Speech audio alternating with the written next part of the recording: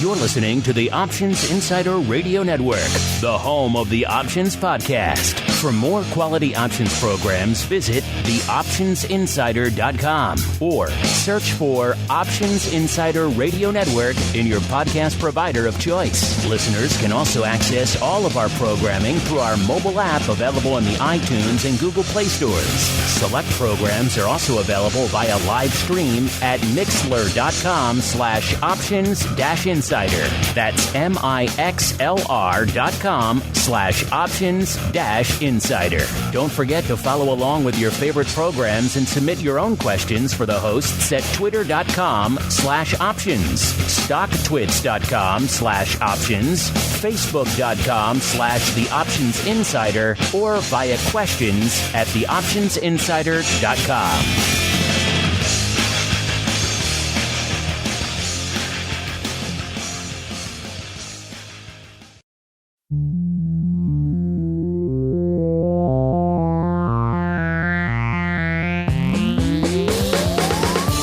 Join us now for the expert source for inside information on the options markets. It's time for Options Insider Radio with your host, Mark Longo.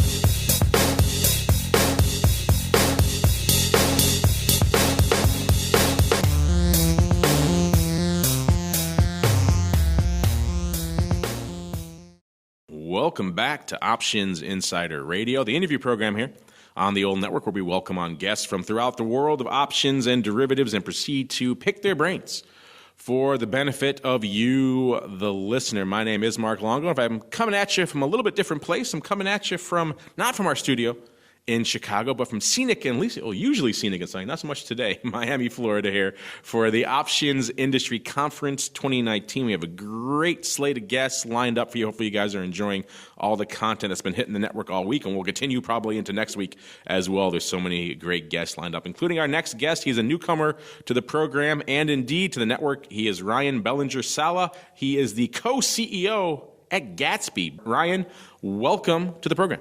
Yeah, thanks for having me.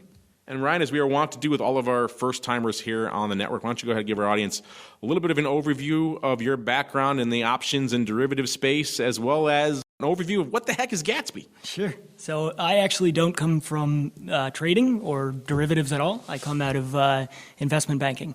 So I spent the first 5 years... I'm sorry, this interview is over. Yeah, I know. I'm as ashamed as you are. I spent the first 5 years of my career in the sort of online side of investment banking, equity crowdfunding kind of world. That industry sort of petered out as an industry as a whole sometime around 2016. And I ended up being in the same room with my co-founder at the same time. And we were browsing Reddit, and somehow we caught the video of the United Airlines passenger in 2017 getting beat up and dragged off a flight by a air security. And both of us looked at each other and said, any 2-year-old could tell you what's going to happen to United Airlines stock, but neither of us, both crypto traders, both equity traders, neither of us could tell you how to short a company. So did a little research, figured out that buying puts was the way to go, stumbled over to one of the big brokerage firms. 40 minutes of suitability later and $5,000 account minimum, we got in, and the user interface was just not something that I was going to be able to get my head around.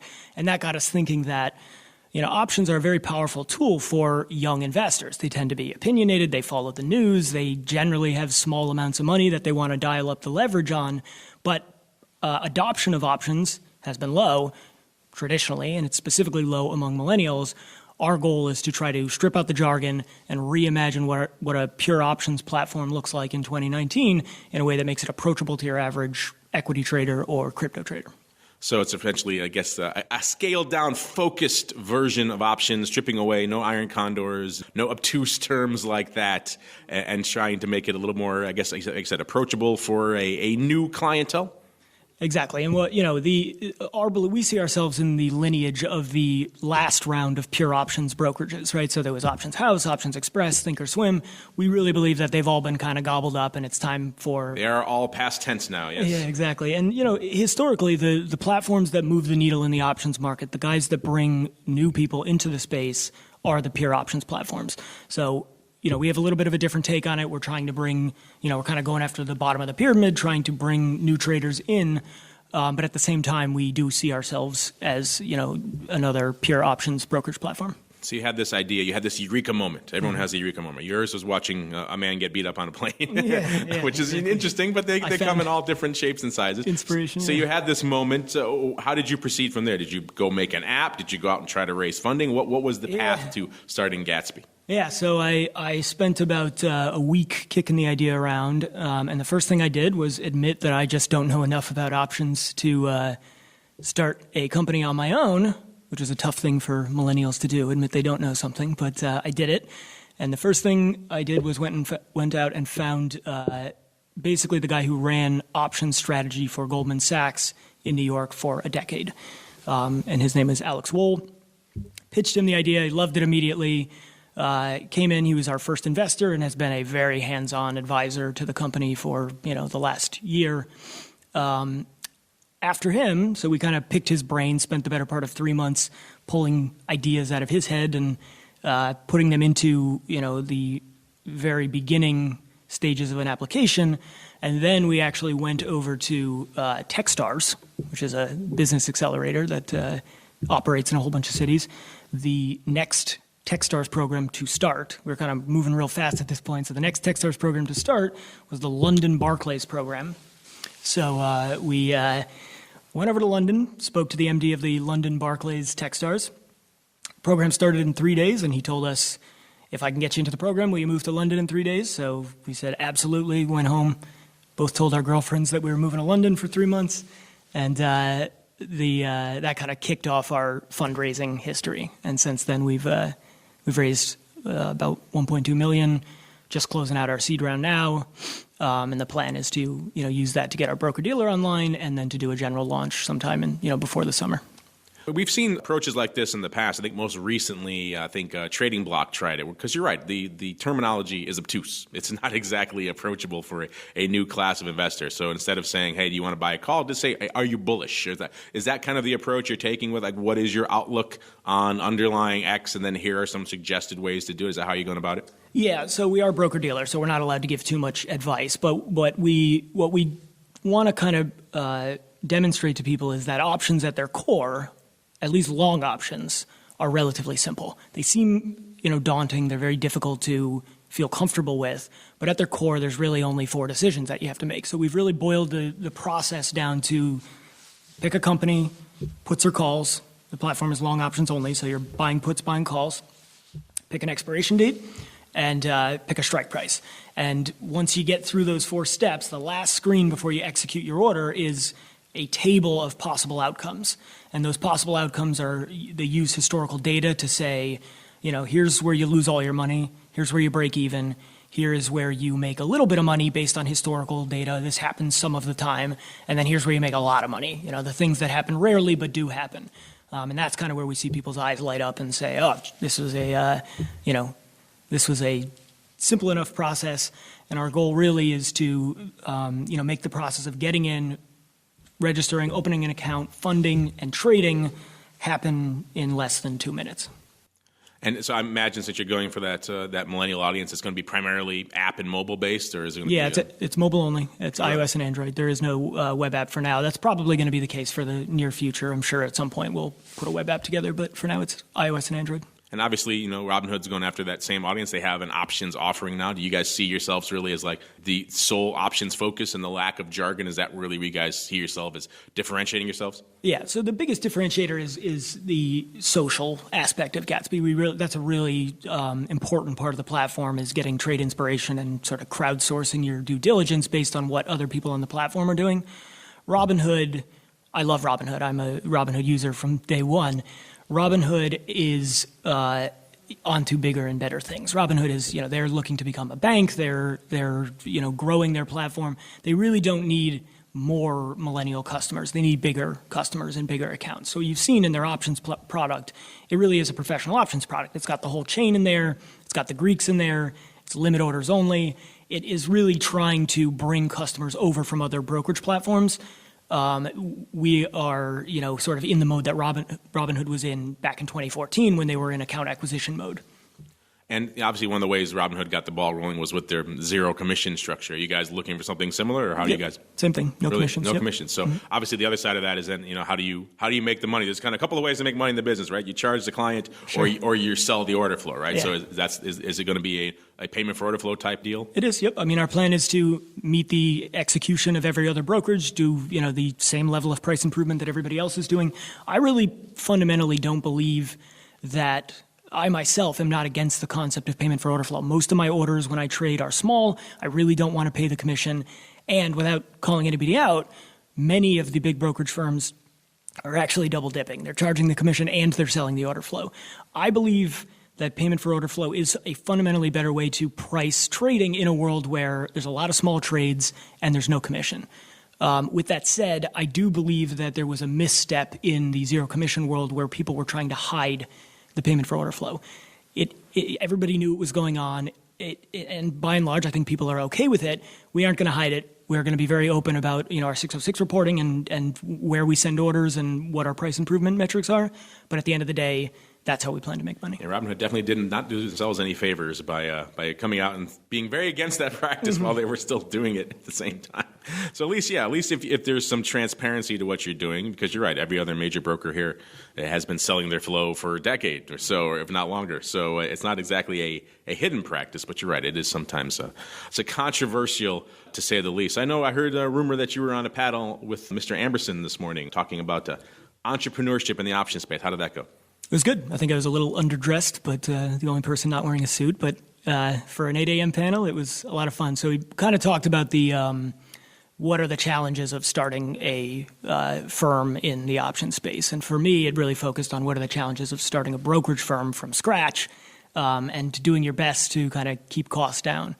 I have found, I come from private placement, so I know about regulation. I know about FINRA. I actually don't find FINRA to be the primary hindrance when you're trying to start a company at this level. I do think there's a lot of work that can be done in sort of aggregating the tech side of the back end of what people do. There is a lot of fragmentation in all the various back end services that one needs to do to operate as a compliant brokerage firm. And I think over the next number of years, you'll see a lot of consolidation and then modernizing of those services. And obviously, this is your first options industry conference. What are your thoughts on it? It's a very exchange-heavy, industry-heavy conference. But any interesting takeaways so far from the event? Yeah, there's a lot more partying that goes on than I expected, but I was given a little bit of warning. I'm not aware of any of that. That's what I hear, yeah. It is shocking to me always how small the options industry is. People just know everybody. I've referred to it many times as a very incestuous industry. It is, and there's actually the thing that ends up blowing my mind every time is the sort of cooperation between just straight competitors. I mean, at this conference, you see people that are just obviously competitors with each other, and they've learned how to carve out their niche and figure out what they're good at and not step on each other's toes. Yeah, there's a lot of that. We have competitors coming in here talking about how they want more people playing in their space, quite frankly, because there's a lot of room and a lot of things need to be done still. We see that a lot with the market makers, for example. They're more than willing to have more players come into their space at this point and try to lighten the load a little bit. But you guys get pride of place. I don't think I've seen any Robinhood guys walking around here at the show, so you guys get the gold star for coming down to the conference here this year. So let's just catch up our listeners then. So you're in the seed, you're in the money raising round right now. Which round do you say you're in right now? Or? Yeah, seed. It is, we'll be announcing the closing of the seed round very soon. So you're not up and running yet, but what are some anticipated dates here for the future of Gatsby? Yeah, so the platform is live on a third-party brokerage firm right now. There's a wait list that we are, sort of gathering people onto. If all goes according to plan, and it's bureaucracy, so it can take longer than you hope. The plan is to have our broker-dealer online and be able to do a general launch before the summer. That's our kind of ultimate goal. There's also a lot of iteration that's going to go into the product between now and then. We're going to be rolling out a referral system similar to Robinhood's free share of stock, but it'll have a kind of a competitive twist to it. But our plan, our plan at the moment is to have the platform in general launch by the summer. I have to know, where did the name come from? Why Gatsby? Is it your favorite character, or where is the origin of that? No, like everyone else, the book ruined 7th grade for me. I'm not a particularly big fan of the book, but the name, it's not as deep as everybody thinks it is. It really is the, we see Robin Hood as this very egalitarian, very, born out of Occupy Wall Street, and this whole concept is democratizing the markets when, to me, like I said, I love the product, but they really just stripped the commission out. Gatsby is meant to be a more unapologetic brand in a very 2019 way. If you've ever read the book, Gatsby was something of a new money guy, and so we're trying to say, make your money, be a little greedy, don't be ashamed of it. It's an aspirational bit of branding. Exactly. Be like Gatsby, just don't, maybe not his end. But, no, hopefully not. But as I said, it's not nearly as much thought went into it as I'm making it seem right now. Spoilers for a book that is many, many decades old. Yeah. Well, Ryan, it was great to have you come on and get a little bit of insight into Gatsby. We'll look forward to this in the coming months and see how all this unfolds in the marketplace. Yeah, thanks so much for having me. You're listening to the Options Insider Radio Network, the home of the Options Podcast. For more quality options programs, visit theoptionsinsider.com or search for Options Insider Radio Network in your podcast provider of choice. Listeners can also access all of our programming through our mobile app available in the iTunes and Google Play stores. Select programs are also available via live stream at mixlr.com/options-insider. That's mixlr.com/options-insider. Don't forget to follow along with your favorite programs and submit your own questions for the hosts at twitter.com/options, stocktwits.com/options, facebook.com/theoptionsinsider, or via questions@theoptionsinsider.com.